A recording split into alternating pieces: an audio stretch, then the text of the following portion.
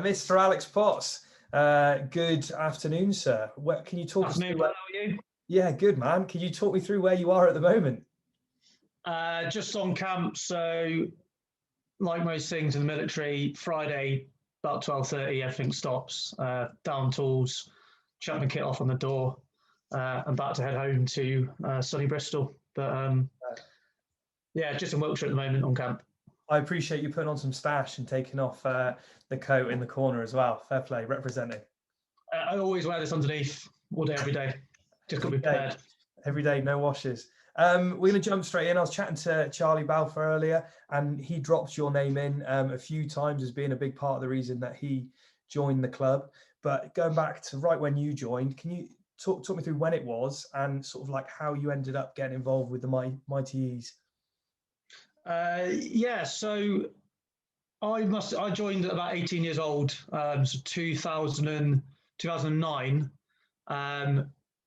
I just finished school, was on my gap year, and was knocking around Bristol doing odd jobs. And through a friend of my older brother, who a couple of his mates had played kind of fleetingly at the club, I bumped into the ever young Dom Swan at a house party. I remember I was 18, so I was about 70 kilograms, piss wet through. I remember seeing this big bloke, and kind of like tapping on him and be like, "Oh, excuse me, I heard you play rugby on the weekends. I want to get involved."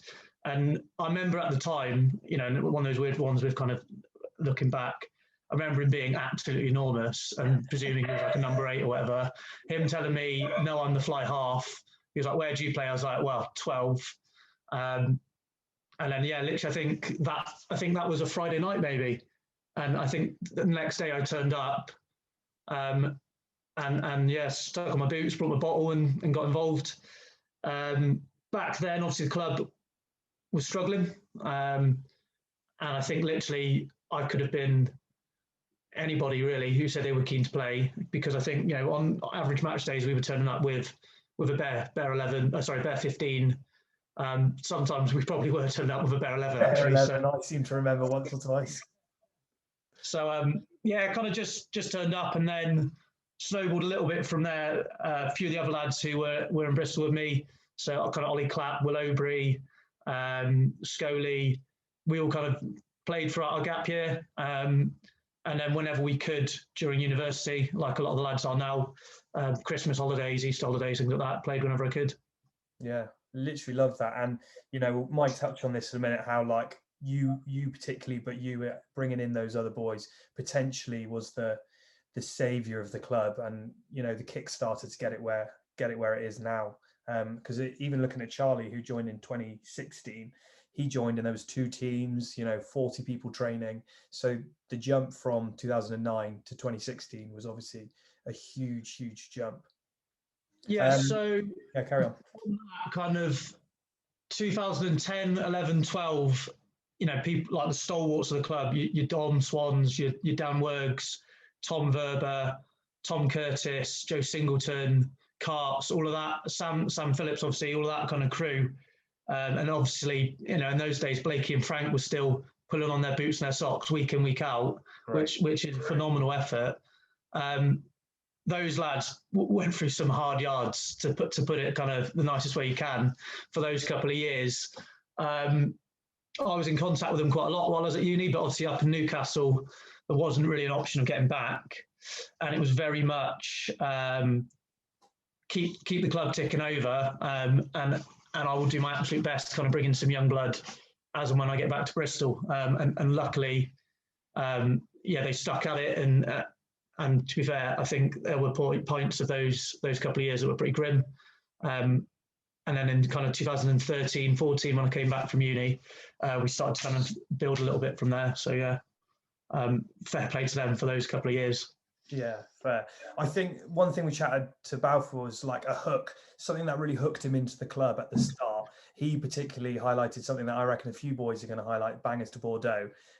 Do you have a sort of similar hook at all to the club, or was it just sort of when you were in, you were in?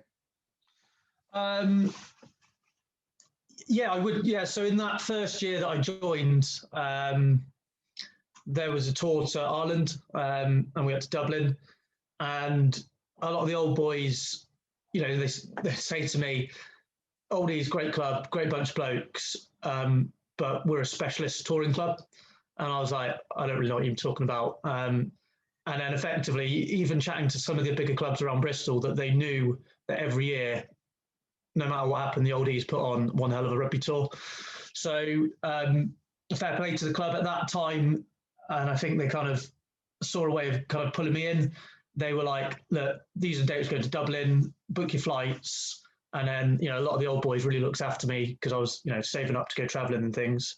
And I didn't really pay for a drink in Dublin, and I was not sober at any point. So, we went to Dublin. We had an awesome week.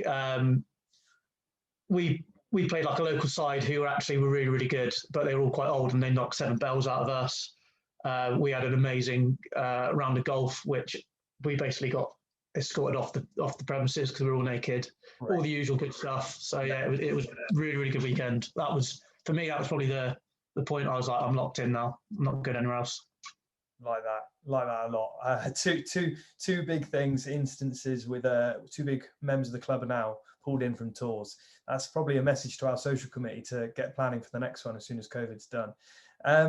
Jumping forward, so what do you see like now? We are in obviously 2020 as a club. We've grown. We're in Gloucester Prem. We've obviously gone a lot further than I think some of the older boys might have thought we were going to go with the club. What do you see as the biggest changes? First of all, it is brilliant to see, and especially kind of some of the guys who've been around for longer. It's great to see kind of those hard yards being rewarded. Big changes. We're a far more professional outfit now. Training, we've got big numbers. People are actually fighting for spaces. Whereas, as I alluded to, when I first started, it was if you're able-bodied, you're playing. Well, maybe not able-bodied as well. Well, yeah, if you could pull the shirt on, you'll get on that pitch. So, yeah, it's been great to see kind of influx of new blood.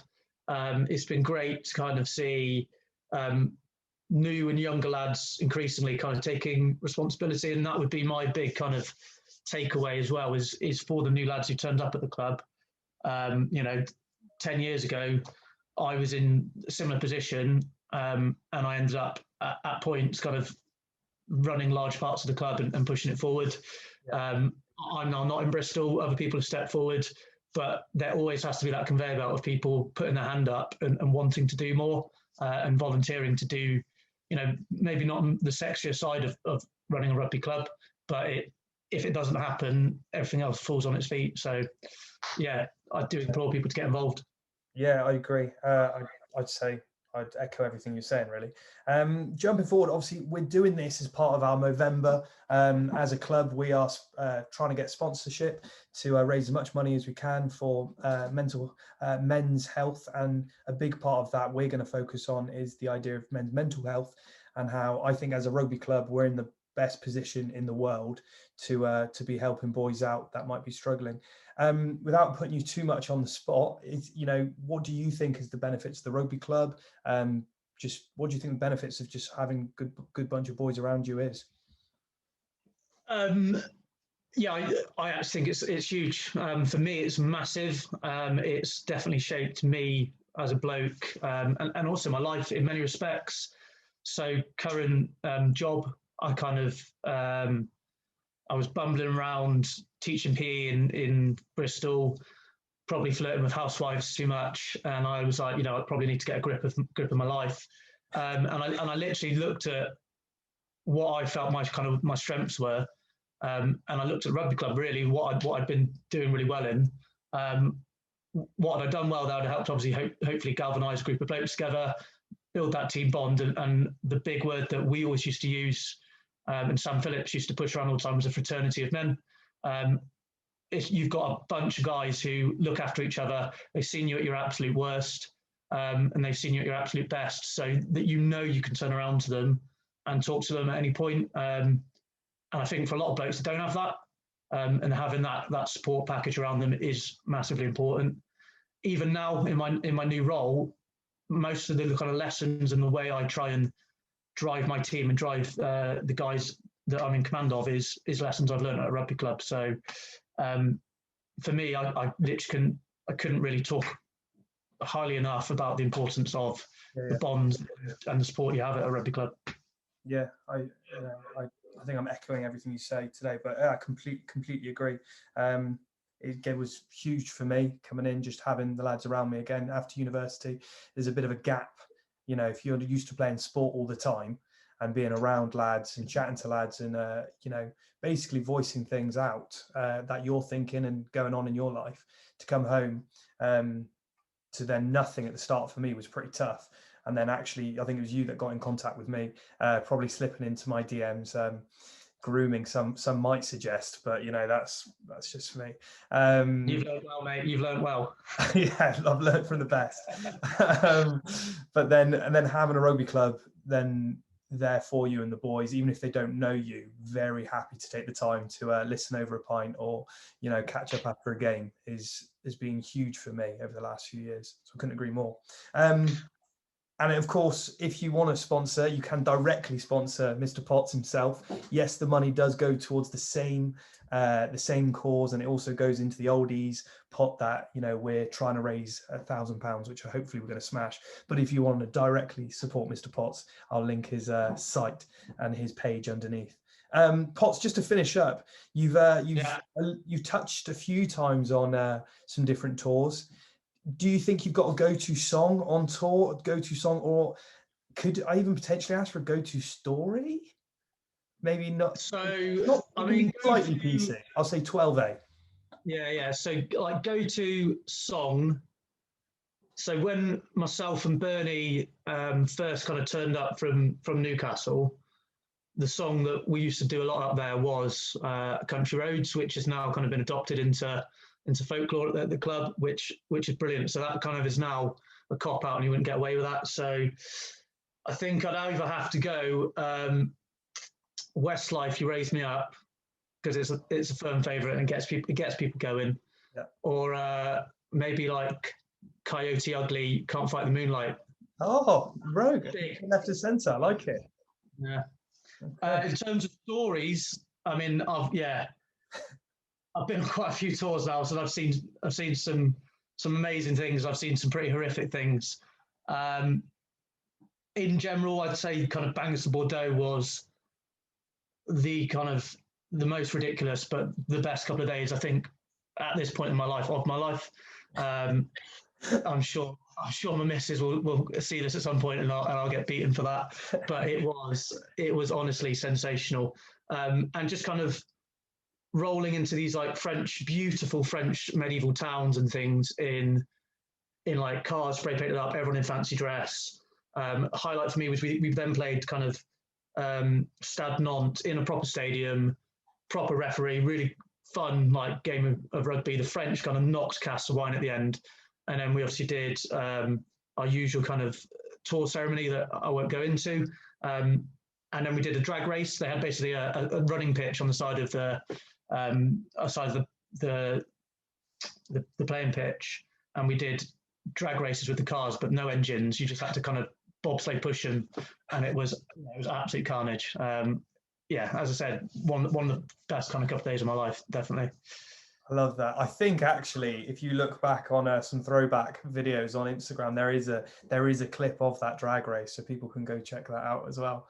Mr. Potts, you are a legend of the Oldies Club. I'm going to chat to a few more legends over the next couple of weeks for sure. Thanks for kicking us all off. Hopefully see you soon for a bit of rugby. Yeah, see you soon, mate. All the best. All right, man. Cheers, boss. Go on the E's.